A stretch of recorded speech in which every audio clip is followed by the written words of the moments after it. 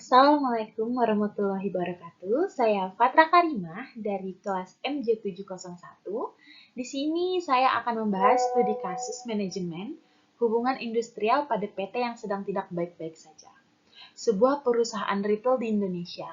Studi kasus ini menyoroti permasalahan tingginya turnover karyawan akibat ketidakpuasan terhadap sistem penggajian dan kurangnya perhatian terhadap keseimbangan kerja dan kehidupan, atau lebih dikenal dengan work-life balance.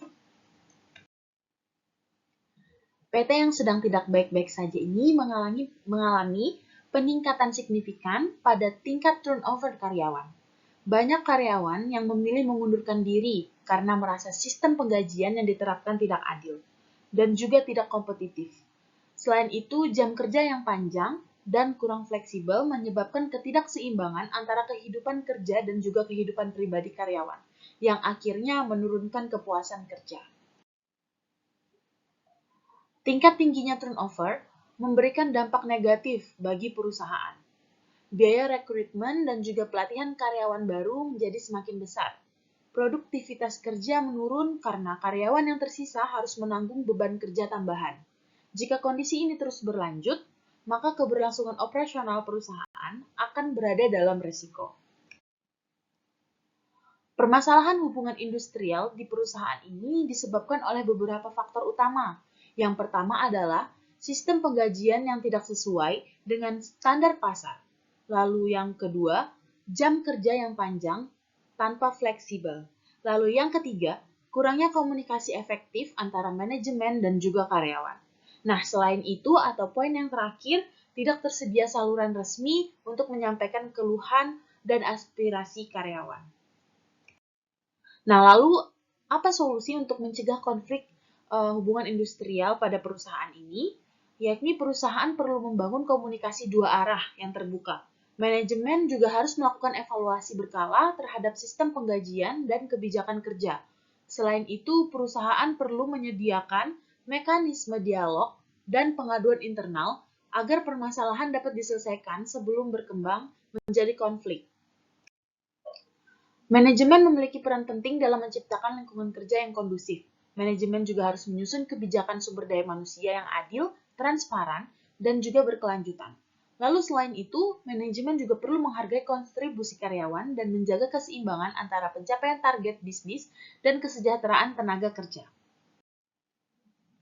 Serikat pekerja berperan sebagai perwakilan karyawan dalam menyampaikan aspirasi dan kepentingan mereka. Serikat pekerja juga menjadi mitra manajemen dalam menciptakan hubungan kerja yang harmonis. Melalui dialog dan musyawarah, serikat pekerja dapat membantu mencegah konflik dan menjaga stabilitas hubungan industrial. Lalu beberapa rekomendasi kebijakan berbasis praktik terbaik dapat diterapkan oleh perusahaan yang sedang tidak baik-baik saja ini. Di antaranya adalah penerapan sistem penggajian berbasis kinerja dan standar pasar. Perusahaan juga dapat menerapkan jam kerja yang lebih fleksibel serta program kesejahteraan karyawan. Selain itu, pelatihan kepemimpinan bagi manajer penting untuk meningkatkan kualitas hubungan kerja.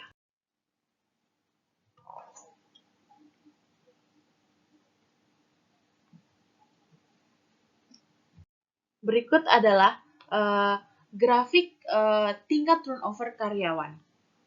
Slide ini menunjukkan grafik tingkat turnover pada karyawan PT yang sedang tidak baik-baik saja. Pada tahun 2022, tingkat turnover masih berada pada batas yang relatif wajar. Namun pada tahun 2023, terjadi peningkatan signifikan hingga 28% peningkatan ini disebabkan oleh ketidakpuasan karyawan terhadap sistem penggajian dan kurangnya keseimbangan antara kerja dan kehidupan pribadi. Setelah perusahaan mulai melakukan perbaikan, kebijakan hubungan industrial seperti evaluasi gaji dan pengaturan jam kerja yang lebih manusiawi, tingkat turnover pada tahun 2024 mengalami penurunan yang cukup signifikan.